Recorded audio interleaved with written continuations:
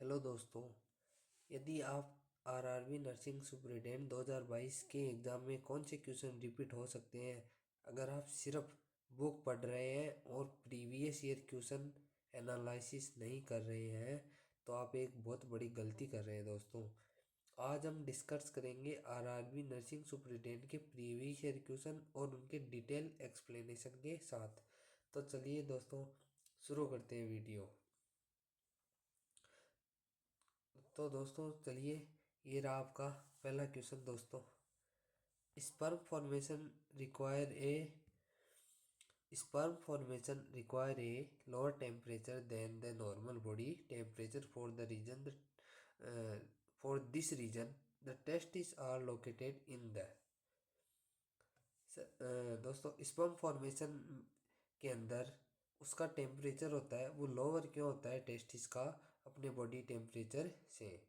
तो इसका कारण है दोस्तों, अब ये और जो टेस्टिस होते हैं वो कहाँ लोकेटेड होते हैं दोस्तों? पहला चेस्ट में, दूसरा अब्डोमेन में, तीसरा स्क्रोटम में और चौथा पेल्विस में। तो दोस्तों इसका आंसर है स्क्रोटम। अब ऐसा क्यों होता है दोस्तों, डिस्कस करते हैं। हमारी बॉडी का टेम्परेचर होता है वो 37 डिग्री सेल्सियस होता है, जिसके कारण स्पर्म फॉर्मेशन को हम बोलते हैं दोस्तों स्पर्मेटोजेनेसिस। उसके लिए जो टेम्परेचर होता है वो 34 to 35 डिग्री सेल्सियस देखने को मिलता है। तो स्पर्म बनने के लिए जो बॉडी टेम्परेचर है वो बॉडी टेम्परेचर से 2 से 3 डिग्री सेल्सियस कम टेम्परेचर चाहिए होगा। अगर टेम्परेचर ज़्यादा हो जाता है, यदि इस स्क्रोटम का टेम्परेचर ज़्यादा हो जाता है तो व्यक्ति में स्पर्म प्रोडक्शन स्लो हो जाता है, स्पर्म अबनॉर्मल हो सकते हैं, उसके अलावा फर्टिलिटी कम हो सकती है। तो स्क्रोटम के अंदर जो टेस्टिस होते हैं उनका टेम्परेचर मेंटेन रहता है। स्पर्म में कैसे टेम्परेचर मेंटेन होता है उसके बारे में बात करते हैं। जब कोल्ड टेम्परेचर होता है, विंटर सीजन आता है दोस्तों, तब जो स्क्रोटम होते हैं वो टेस्टिस को बॉडी के पास ले आता है, जिससे कि हमारी बॉडी हीट से स्क्रोटम के अंदर जो टेस्टिस है वो वार्म रह सके। और जब हॉट आता है, समर सीजन आती है, तो जो स्क्रोटम होता है वो टेस्टिस को बॉडी से दूर ले जाता है, जिससे कि उनका टेम्परेचर मेंटेन रहे। तो इस प्रकार दोस्तों जो टेस्टिस होते हैं वो स्क्रोटम में सिचुएटेड होते हैं, जो कि टेम्परेचर को मेंटेन करते हैं। दूसरा क्वेश्चन दोस्तों, which of the following hepatitis virus is classified which of the following hepatitis virus is classified as the DNA virus? तो दोस्तों ये पूछा है हेपेटाइटिस के बारे में कि कौन सा डीएनए वायरस से बना हुआ होता है। Hepatitis B virus, hepatitis E virus, hepatitis A virus और हेपेटाइटिस सी वायरस। तो इसका जो सही आंसर है दोस्तों वो हेपेटाइटिस बी वायरस देखने को मिलता है। अब जो हेपेटाइटिस बी वायरस क्यों होता है, इसके कुछ यूनिक फीचर्स होते हैं हेपेटाइटिस बी में, जिस वजह से ये डीएनए का बड़ा हुआ होता है। पहला होता है दोस्तों, ये डबल स्टैंडर्ड डीएनए HBV वो होता है। HBV का मतलब फुल फॉर्म होती है दोस्तों हेपेटाइटिस बी वायरस। अभी हम और बताएंगे कि ABCD पांचों टाइप के हेपेटाइटिस के बारे में एक्सप्लेन करेंगे दोस्तों। पहले हम देखते हैं हेपेटाइटिस बी ऐसा क्या होता है इसमें कि ये डीएनए वायरस होता है।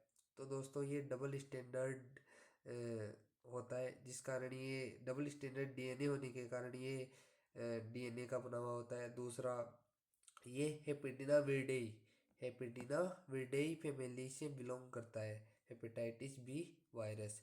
अब हम बात करते हैं कि हेपेटाइटिस कितने प्रकार के होते हैं। तो हेपेटाइटिस दोस्तों 5 प्रकार के होते हैं, जिसमें से hepatitis A B C D और E आते हैं। हेपेटाइटिस बी के अलावा जितने जो हेपेटाइटिस होते हैं वो सारे आरएनए वायरस के बने हुए होते हैं, आरएनए वायरस के बने हुए होते हैं। और जो हेपेटाइटिस बी होता है वही केवल डीएनए वायरस का बना हुआ होता है। अब ये जो हेपेटाइटिस बी होता है इसकी वैक्सीन देखने को मिलती है दोस्तों, तो इसका ट्रीटमेंट हो सकता है दोस्तों। उसके अलावा ये जो हेपेटाइटिस बी होता है ये कैसे स्प्रेड होता है? तो स्प्रेड हो सकता है ब्लड से, सेक्सुअल कांटेक्ट से, उसके अलावा इन्फेक्टेड नीडल से, उसके अलावा मदर से बेबी में भी ये ट्रांसफ़र हो सकता है। तो दोस्तों इसका सही आंसर है hepatitis B virus.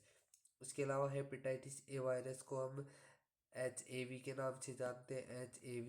Hepatitis B को हम HBV के नाम से जानते हैं। हेपेटाइटिस सी को हम HCV के नाम से जानते हैं। हेपेटाइटिस डी को हम HDV के नाम से जानते हैं। और हेपेटाइटिस ई को हम HEV के नाम से जानते हैं। Hepatitis E virus, hepatitis C virus, hepatitis D virus, ऐसे इनके नाम होते हैं दोस्तों। चलिए दोस्तों अगला क्वेश्चन। अगले क्वेश्चन की हम बात करते हैं। तो the minimum duration required for Savlon to disinfect the glassware item in the hospital. तो इसका आंसर है दोस्तों बी, 10 मिनट। 10 मिनट तक हम जो ग्लासवेयर आइटम्स होते हैं उनको सेवलॉन के अंदर डिप करके रखते हैं। सेवलॉन के अंदर जो केमिकल होता है दोस्तों उसका नाम होता है क्लोरहेक्सेडीन ग्लूकोनेट, प्लस में होता है सेट्रीमाइड दोस्तों। तो इसका नाम होता है दोस्तों क्लोरहेक्सेडीन ग्लूकोनेट प्लस सेट्रीमाइड होता है। चलिए दोस्तों अगला question. In partogram number of uterine contraction and duration of each contraction is charted in every minute. तो इसका आंसर है दोस्तों, बताइए दोस्तों इसका क्या आंसर होगा। तो इसका आंसर होगा दोस्तों, 1 मिनट दोस्तों, थोड़ा सा टेक्निकल समस्या आ गई दोस्तों, आप सोचिए तब तक इसका आंसर क्या होगा दोस्तों।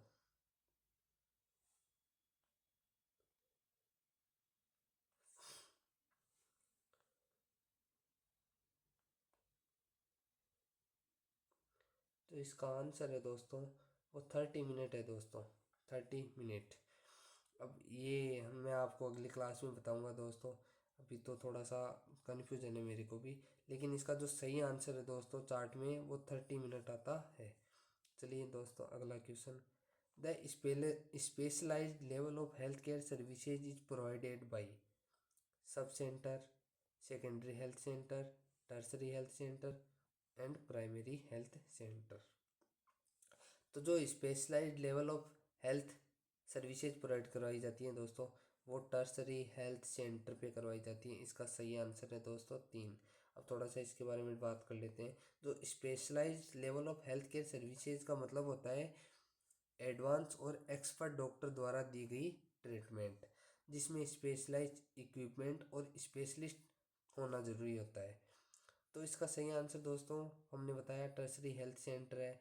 अब हम थोड़ा सा इनके बारे में और के बारे में बात कर लेते हैं। जो सब सेंटर होता है ये बेसिक हेल्थ केयर सर्विसेज आती हैं जिसके अंदर, जो कि रूरल एरिया के अंदर होता है, जहाँ पे CHO पोस्टेड होता है, जहाँ पे CHO को ज्वाइनिंग दी जाती है। उनका मेन काम होता है दोस्तों वैक्सीनेशन करना, प्रेगनेंसी चेकअप करना, बेसिक फर्स्ट एड ट्रीटमेंट देना। उसके अलावा जो नेशनल हेल्थ प्रोग्राम होते हैं उनको बेसिक लेवल पे इम्प्लीमेंट करना, ये सब काम आता है दोस्तों सब सेंटर में, जो कि इस पर्सन के लिए गलत है। सेकंड आता है दोस्तों primary health centre. Primary health centre होता है ये सब सेंटर से एक लेवल ऊपर होता है, जहाँ का जो इंचार्ज होता है वो MOIC होता है, मेडिकल ऑफिसर इंचार्ज देखने को मिलता है, जो कि MBBS होता है। यहाँ पे नॉर्मल केयर दी जाती है जहाँ पे कॉमन डिजीज का ट्रीटमेंट हो सकता है। उसके अलावा डिलीवरी सर्विसेज यहाँ देखने को मिलती है। यहाँ पे कोई स्पेशलाइज्ड यहाँ भी केयर नहीं होती है, तो ये क्वेश्चन भी गलत है दोस्तों। फिर आता है secondary health centre. Secondary health centre में दोस्तों डिस्ट्रिक्ट हॉस्पिटल और हमारा CSC कम्युनिटी हेल्थ सेंटर आते हैं। यहाँ पर जनरल डॉक्टर होते हैं, प्लस में कुछ स्पेशलिस्ट हो सकते हैं, जैसे कि ऑप्थेल्मिक हो गया, ऑप्स एंड गायनेक देखने को मिलते हैं। तो ये भी इसका आंसर नहीं है दोस्तों। टर्सरी हेल्थ सेंटर होता है जिसमें बड़े हॉस्पिटल आते हैं, जैसे कि एम्स हो गया, अपने राजस्थान का SMS हो गया। उसके अलावा हर अपने राज्य का एक गवर्नमेंट हॉस्पिटल होता है, जो कि वहाँ की सुप्रीम बॉडी देखने को मिलती है, जहाँ पे हर प्रकार की हेल्थ केयर सर्विसेज प्रोवाइड करवाई जाती हैं। नेक्स्ट क्वेश्चन दोस्तों। Which hormone is responsible for dilation of the cervix in first stage of labor? Testosterone, luteinizing hormone, oestrogen follicle stimulating hormone. तो इसका सही आंसर है दोस्तों एस्ट्रोजन। एस्ट्रोजन क्या करता है लेबर के अंदर, ये हेल्प करता है सर्वाइकल रिपनिंग और डायलेशन के अंदर हेल्प करता है। और ये जो यूटेराइन मसल्स को ऑक्सीटोसिन के लिए सेंसिटिव बनाता है। और दोस्तों ये यूटेराइन कॉन्ट्रैक्शन के अंदर भी सपोर्ट करता है। अब इसका आंसर हो गया दोस्तों एस्ट्रोजन। और क्यों नहीं है, टेस्टोस्टेरोन मेल हार्मोन होता है, ल्यूटिनाइजिंग हार्मोन होता है, वो ओवुलेशन के काम आता है, लेबर में इसका कोई रोल नहीं है। उसके अलावा जो टेस्टोस्टेरोन है वो बता ही दिया मेल हार्मोन है, फॉलिकल स्टिमुलेटिंग हार्मोन होता है, वो एग डेवलपमेंट में काम आता है, तो यहाँ भी इसका कोई रोल नहीं है। चलिए दोस्तों अगला question, which cell mediator of inflammation stimulate smooth muscles contraction, leukotrienes, serotonin, histamine, prostaglandin. तो दोस्तों कौन सा सेल मीडिएटेड इन्फ्लामेशन को स्टिमुलेट करता है और स्मूथ मसल कॉन्ट्रैक्शन में हेल्प करता है, तो इसका सही आंसर है दोस्तों ल्यूकोट्रीन्स। ल्यूकोट्रीन्स होता है वो स्मूथ मसल्स को कॉन्ट्रैक्शन को स्ट्रॉन्ग करवाता है और ये स्पेशली लंग्स के अंदर काम करता है, जो कि ब्रोंको कॉन्स्ट्रिक्शन करता है। तो अस्थमा में ये इम्पोर्टेंट होता है और ये ब्लड वेसल्स परमेबिलिटी भी इंक्रीज कर देता है। तो इसका सही आंसर है दोस्तों ल्यूकोट्रीन्स होता है वो स्मूथ मसल्स कॉन्ट्रैक्शन के अंदर हेल्प करता है। सीरोटोनिन होता है वो वेसो कॉन्स्ट्रिक्शन करता है, वेसो कॉन्स्ट्रिक्शन देखने को मिलता है। उसके अलावा इसका स्मूथ मसल कॉन्ट्रैक्शन के अंदर कोई फंक्शन नहीं होता है। हिस्टामिन वेसो डायलेशन करता है दोस्तों, वेसो डायलेशन देखने को मिलता है और ब्लड की परमेबिलिटी को भी बढ़ाता है। हिस्टामिन होता है ये एलर्जी में इम्पोर्टेंट होता है। फिर आता है प्रोस्टाग्लैंडिन होता है दोस्तों ये पेन और फीवर के लिए फीवर कोज करने में हेल्प करता है और ये इन्फ्लेमेशन रेगुलेशन करता है। स्मूथ मसल कॉन्ट्रैक्शन में इसका भी कोई डायरेक्ट रोल नहीं है। तो दोस्तों प्रोस्टाग्लैंडिन नहीं है यहाँ पे हिस्टामिन भी नहीं है, सीरोटोनिन भी नहीं है, यहाँ आंसर है ल्यूकोट्रीन्स। चलिए दोस्तों अगला question, in quantitative research of the population are homogenous, in quantitative research if the population are homogeneous then the sample size may be sufficient। तो इसमें है very simple sample size, very large sample size, small sample size. तो दोस्तों इसका answer है small sample size.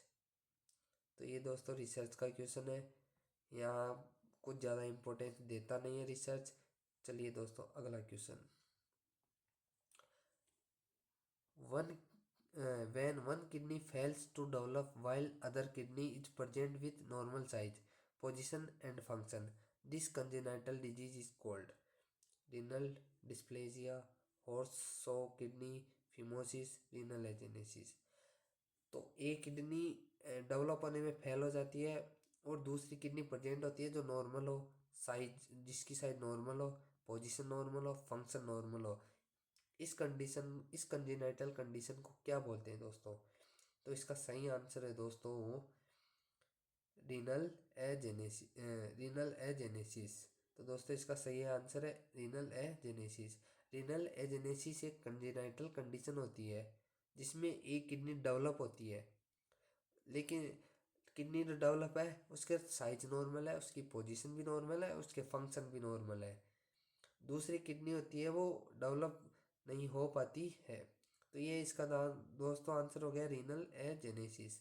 अब हम बात कर लेते हैं रीनल डिस्प्लेसिया क्या होता है।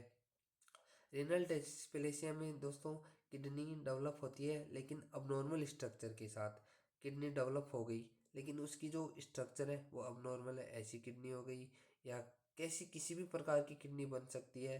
किडनी प्रेजेंट होती है इसमें, रीनल डिस्प्लेसिया में किडनी प्रेजेंट होती है, जबकि रीनल एजेनेसिस में एक किडनी होती है, दूसरी किडनी डेवलप नहीं हो पाती है। रीनल डिस्प्लेसिया हम बोल सकते हैं अबनॉर्मल डेवलपमेंट ऑफ किडनी आता है, वो रीनल डिस्प्लेसिया आता है। दोनों में इतना ही अंतर है दोस्तों। दूसरा आता है दोस्तों हॉर्स शू किडनी होती है, इसमें दोनों किडनी प्रेजेंट होती हैं, both kidneys are present, but दोनों किडनी नीचे से फ्यूज्ड होती हैं, दोनों किडनी आपस में जुड़ जाती हैं, ऐसे जुड़ जाती हैं दोस्तों। ये किडनी हो गई, ये ऐसे जुड़ गई, ये दूसरी ऐसे जुड़ गई। तो ये दोस्तों हॉर्स, इसकी जो शेप होती है वो हॉर्स शू जैसी देखने को मिलती है। तो ये हो गया हॉर्स शू किडनी दोस्तों। फिमोसिस होता है, ये किडनी डिजीज नहीं होती है, इसमें मेल रिप्रोडक्टिव सिस्टम के अंदर जो फोर स्किन होती है वो इंटेक्ट नहीं हो पाती है पेनिस के अंदर। तो ये फिमोसिस होता है। इसका सही आंसर है दोस्तों रीनल एजेनेसिस। इन रीनल डिस्प्लेजिया और रीनल एजेनेसिस के बीच में थोड़ा सा डिफरेंस है, वो मैंने एक्सप्लेन कर दिया दोस्तों। नेक्स्ट आता है दोस्तों, which route of exposure present the highest risk of nurse handling chemotherapy drug. कौन सी कंडीशन में कीमोथेरेपी ड्रग हैंडलिंग के अंदर दिक्कत देखने को मिलती है दोस्तों? तो इसका सही आंसर है injection mucous membrane in contact inhalation of aerosol and thermal absorption. चलिए दोस्तों कीमोथेरेपी ड्रग के बारे में बात करते हैं। तो कीमोथेरेपी ड्रग होती है दोस्तों वो साइटोटॉक्सिक ड्रग होती हैं। साइटोटॉक्सिक ड्रग देखने को मिलती हैं जो कि सेल किलिंग का काम करती हैं। ये नर्स की बॉडी के लिए हार्मफुल होती हैं, जो कि क्या कॉज कर सकती हैं?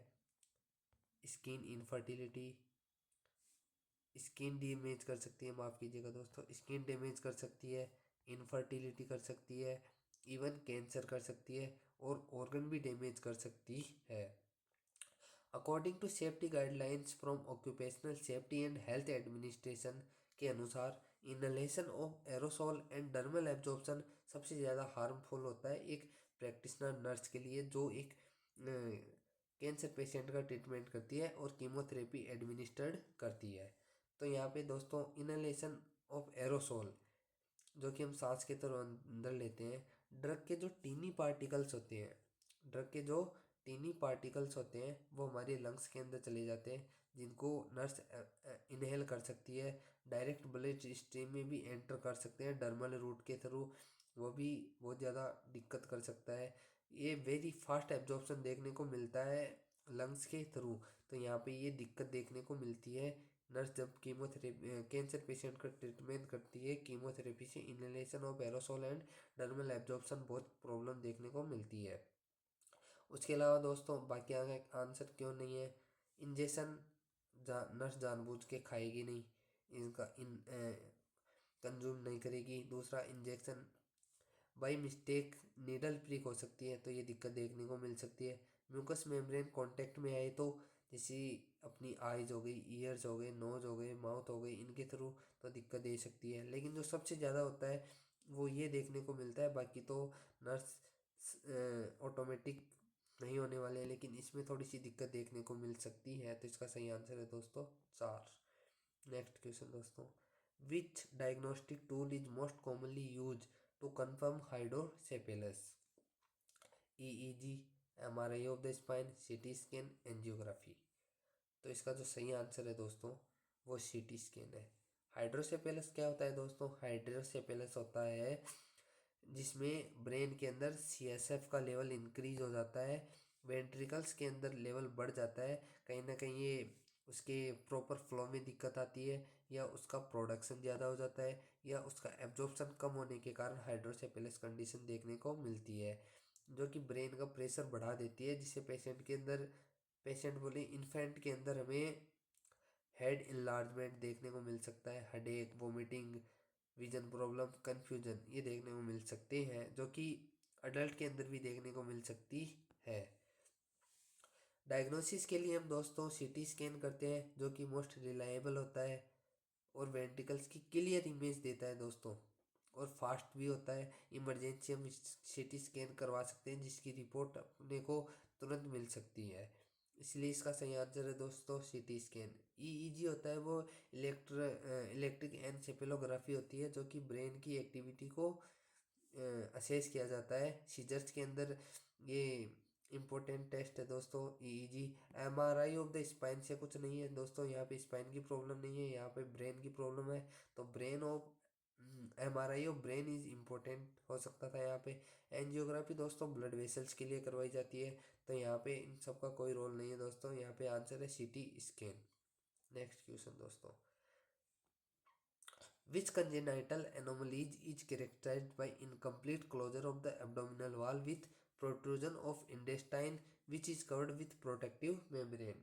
तो कौन सा कंजेनाइटल एनोमलीज है दोस्तों, जो इनकम्प्लीट क्लोजर होता है एब्डोमिनल वाल का, प्रोट्रूजन हो जाती है इंटेस्टाइन और वो एक प्रोटेक्टिव मेम्ब्रेन से कवर होती है। Umbilical hernia, diaphragmatic hernia, omphalocele, gastroschisis. तो इसका जो सही आंसर है दोस्तों वो ओम्फेलोसील होता है। दोस्तों ओम्फेलोसील और गैस्ट्रोकाइसिस के बीच में थोड़ा सा डिफरेंस है जिसकी हम बात करेंगे। तो यहाँ सही आंसर है दोस्तों ओम्फेलोसील। एक बार हम देख लेते हैं ओम्फेलोसील क्या होता है। तो ओम्फेलोसील एक कंजेनाइटल एनोमलीज होती है जिसमें अब्डोमिनल वाल कंप्लीटली क्लोज नहीं हो पाती, अब्डोमिनल वाल कंप्लीटली क्लोज नहीं हो पाती है, जिसके कारण इंटेस्टाइन बॉडी के बाहर प्रोट्रूड कर जाती है और जो प्रोट्रूड पार्ट होता है उसके ऊपर प्रोटेक्टिव मेम्ब्रेन की कवरिंग होती है, जिसके कारण कोई दिक्कत नहीं होती है, वो ड्राई नहीं होती है। और जो कवरिंग होती है वो एमनियन एंड की बनी हुई होती है। लेकिन दोस्तों गैस्ट्रोकाइसिस में क्या होता है कि इंटेस्टाइन बाहर आती है लेकिन इसके ऊपर किसी भी प्रकार की कवरिंग नहीं होती है। तो दोस्तों जो गैस्ट्रोकाइसिस होता है, गैस्ट्रोकाइसिस के अंदर और ओम्फेलोसील में थोड़ा सा डिफरेंस है दोस्तों। गैस्ट्रोकाइसिस में जो प्रोटेक्टिव मेम्ब्रेन होती है वो एब्सेंट होती है, यहाँ पे वो प्रेजेंट होती है। इसकी जो गैस्ट्रोकाइसिस की जो लोकेशन होती है वो अम्बलाइकल्स के साइड में देखने को मिलती है, जबकि ये जो ओम्फेलोसील होता है वो अम्बलाइकस के सेंटर में होता है।